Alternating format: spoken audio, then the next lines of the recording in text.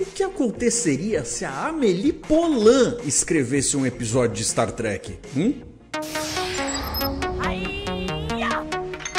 Salve telanautas, eu sou o Heitor Teixeira e a gente tá aqui mais uma vez para falar sobre Star Trek Lower Decks, que na sua quarta temporada chegou finalmente no 8º episódio, Caves, ou Cavernas, um dos episódios mais good vibes de toda esta série, que apresenta pra gente um show de elementos sobre a amizade, esteja ela em construção ou já seja ela uma relação de longa data, até porque tem coisas que a gente só compartilha mesmo com as pessoas mais próximas de nós e às vezes nem com elas. E é aí que se torna realmente surpreendente quando a gente achava que sabia tudo sobre alguém e a pessoa vem com uma novidade que a gente simplesmente não viu chegando. Então o episódio acaba revisitando algumas coisas desde lá atrás da primeira temporada, mas por um outro viés, por uma outra ótica, dessa vez um pouco mais otimista, inclusive acrescentando algumas coisas que a gente realmente não tinha visto até então.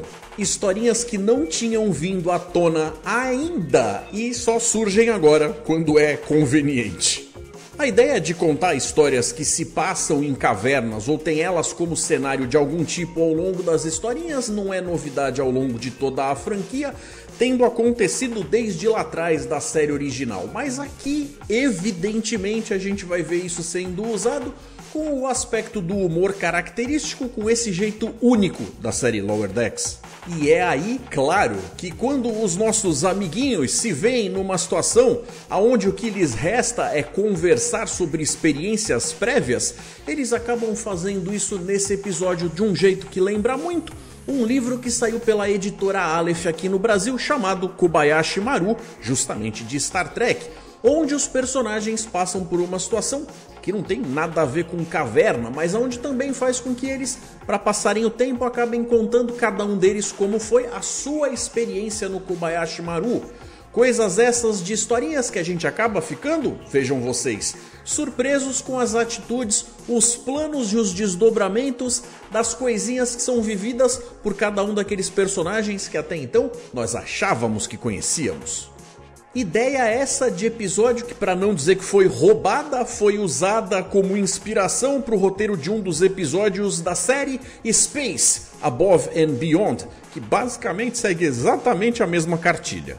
Mas, como eu falei brincando no começo do vídeo, é como se tudo isso que está sendo compartilhado entre os amigos fosse escrito pela Amélie Poulain, uma personagem de um filme francês famoso, onde a personagem tem um jeito meio deslocado de fazer as coisas e ela força a barra com umas pegadinhas que colocam as pessoas em momentos muito desconfortáveis do seu dia, mas que no final sempre tem um bom motivo. Ou é para fazer elas acordarem, porque elas estão sendo pessoas malvadas com outras que não merecem sofrer, ou que elas precisam de um empurrãozinho para despertarem para certas novas realidades. Ela sempre faz as coisas de um jeito que a gente que tá vendo o filme acaba coçando a cabeça com aquela cara de onde é que essa maluca quer chegar com isso, mas quando as coisas começam a fazer sentido, a gente olha e tem pouca gente que vê aquele filme e não concorda do que fofinho. Telanauta, agora você tem a importante missão de deixar aquele like esperto, maroto, para ajudar a impulsionar o canal. Conto com a ajuda de vocês. Ainda não é inscrito? Coitado. Faz isso não, mancada, vem pra cá, a festa é aqui, prometo. Se inscreveu? Tô contando com você. E se não quiser correr o risco de perder as novidades e novos lançamentos, ative as notificações, viu? Fácil e eficiente. No fim do vídeo a gente vai ver a participação da nossa audiência no momento dos telanautas. Não percam, fiquem até o final e quem quiser participar e fazer o mesmo é só dar uma olhada nas regras que estão na descrição desse vídeo aqui. A partir desse ponto eu vou comentar com spoiler as principais ideias que compõem o corpo desse episódio. Então, não quero estragar a surpresa de ninguém, estejam avisados. Só para tirar isso do caminho, então eu sou obrigado a dizer que a trama desse episódio ignora completamente a trama da navinha invasora, destruidora, misteriosa, superpoderosa, agora famosa e escorregadia que está atormentando o espaço da Federação e arredores. Ou pelo menos é o que eu espero, porque senão Se eles deixarem para resolver isso em um episódio só, além de ficar corrido, provavelmente não vai dar tempo de tratar a coisa com o peso que tudo merece. Então, dedos cruzados. Sobre o episódio em si, essa é a primeira vez que os nossos amigos, desde que receberam as suas promoções, conseguem participar de um grupo avançado juntos.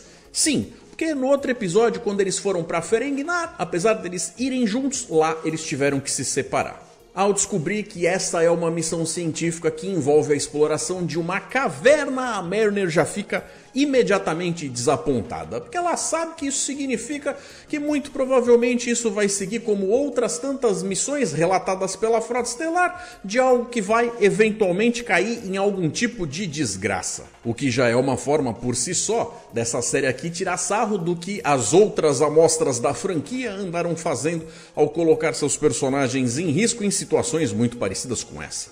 Então, dito e feito, lá tá a porcaria da situação montada e eles ficam presos.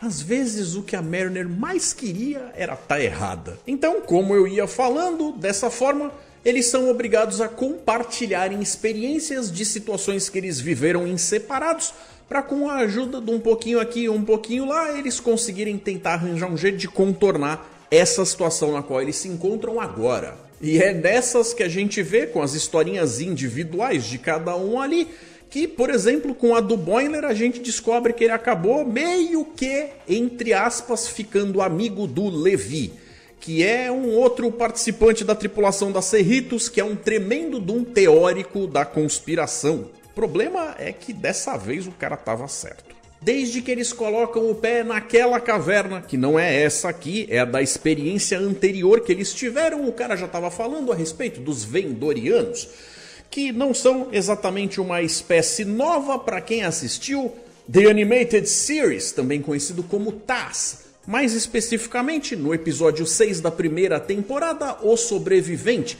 onde a gente vê um espécimen daquela espécie que faz com que eles passem, o pessoal da Enterprise, por uma situação até bastante parecida com uma série de coisas que a gente acaba vendo aqui nesse episódio.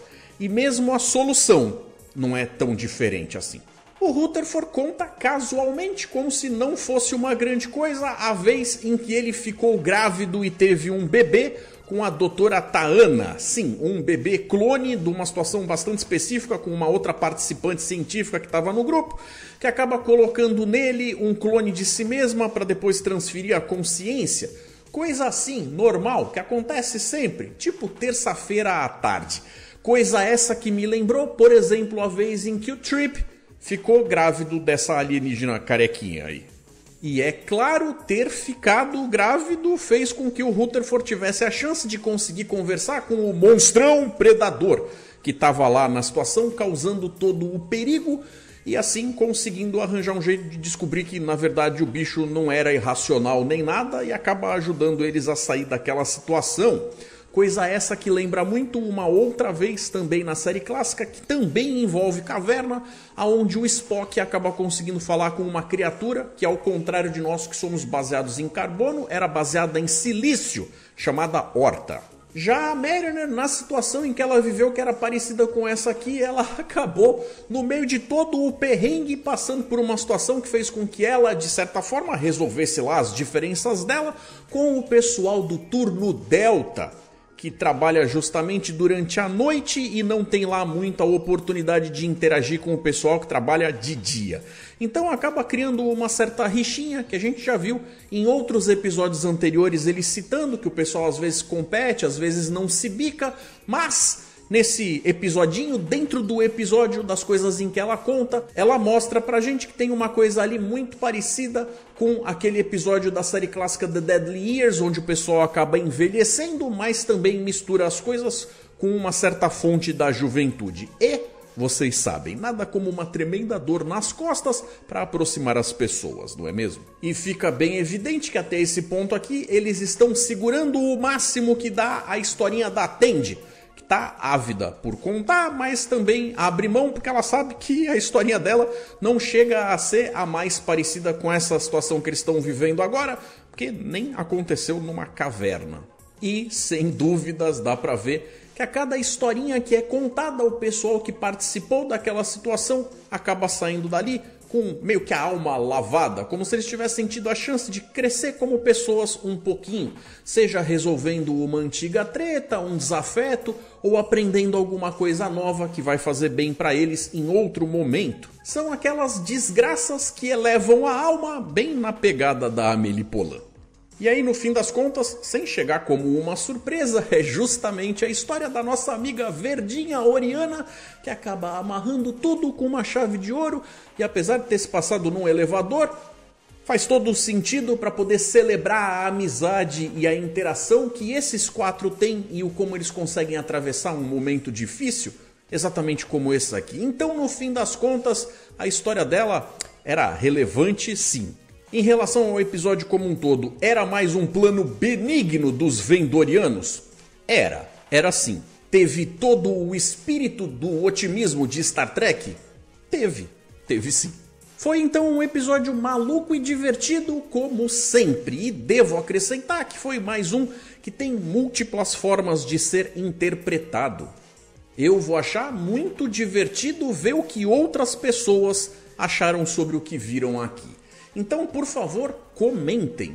Quais as impressões de vocês sobre essas historinhas que foram contadas e o episódio como um todo? E depois de cobrir tudo isso, nós chegamos então finalmente no momento dos telanautas, para conversar com a audiência aí de casa sobre o que o pessoal achou sobre o episódio anterior. Onde o Mauro Duarte mandou pra gente: sou péssimo roteirista, não conseguiria imaginar o que vai acontecer. Mas uma coisa eu sei, os roteiros têm sido cada vez melhores em Lower Decks. Muito melhores que as outras séries atuais. Ok, Picard temporada 3 também foi ótima. Outra coisa, adoro histórias paralelas que muitas vezes as pessoas nem notam. Mas pela primeira cena do Arpão e a última, também do Arpão, nota-se claramente que o Rutherford fica desesperado por ter acertado a Tandy e nem dá bola por acertar o Boimler, mostrando que ele tá caidinho por ela. O discurso dela sobre o esforço dele também mostra ela caidinha por ele. Mauro, sim, com certeza, isso é um tipo de reforço para aquele algo que nós, da audiência, já estamos carecas de saber. Os dois se adoram. Mas fica esse negócio de, às vezes, ou parecer que eles estão mentindo para si mesmos ou que eles estão dançando em volta dessa verdade, que eles não dão o braço a torcer de vez. De qualquer forma, o que você falou sobre o Arpão me lembra que, muito provavelmente, de alguma forma, até o fim da conclusão dessa história aqui, é possível que a gente veja ele em ação mais uma vez.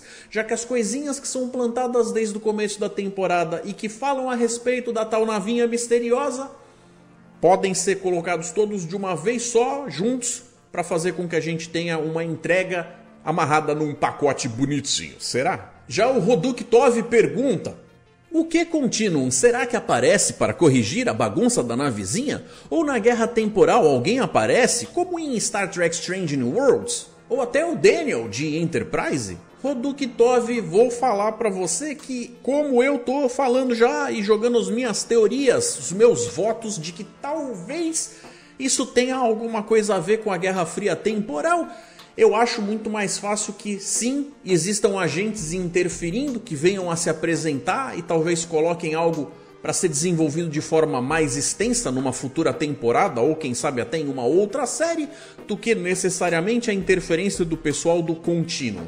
Já que esses parece que não estão nem aí para a vizinhança. Eles deixam as coisas acontecer com cada um daqueles kills, pintando e bordando como um verdadeiro palhacitos cósmico, onde a gente tem muita sorte quando eles resolvem limpar a própria caquinha. Então, não sei. Então é isso, pessoal. Por hoje eu vou ficando por aqui. Obrigado por vocês terem assistido até o final. Um forte abraço, galera. E até mais.